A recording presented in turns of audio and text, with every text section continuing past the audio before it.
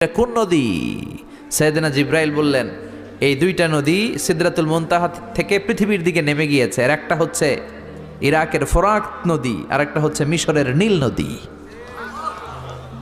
এরপরে সাইয়েদনা জিব্রাইল বললেন, ইয়া রাসূলুল্লাহ, ইয়া হাবিবাল্লাহ, এই জায়গার নাম হলো সিদরাতুল মুনতাহা। এখানে একটা বড়ই গাছ আছে, এইটা হলো আমার লাস্ট ডেস্টিনেশন, বর্ডার এরিয়া। এই বর্ডার এরিয়ার উপরে যাওয়ার ক্ষমতা আমার নাই। 1 ইঞ্চি উপরে গেলে আমার পাখাগুলোরে জ্বালিয়ে সারখার করে দিবে কে? সৃষ্টির শুরু থেকে আজ পর্যন্ত যত নবীর কাছে আমি ওহী নিয়ে দুনিয়ার বুকে নাজিল হয়েছি গো নবী, এই সিদরাতুল মুনতাহায় কান লাগিয়ে আল্লাহর কথা শুনেছি। আজ পর্যন্ত আমিও আল্লাহরে দেখি নাই।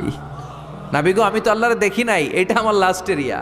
আমার যে দেখেন আপনি কোরআন নাজিল করে উপরের দিকে উড়াল দিতে, আমি উড়াল দিয়ে এখানে এসে বসে থাকি। সুবহানাল্লাহ পড়েন।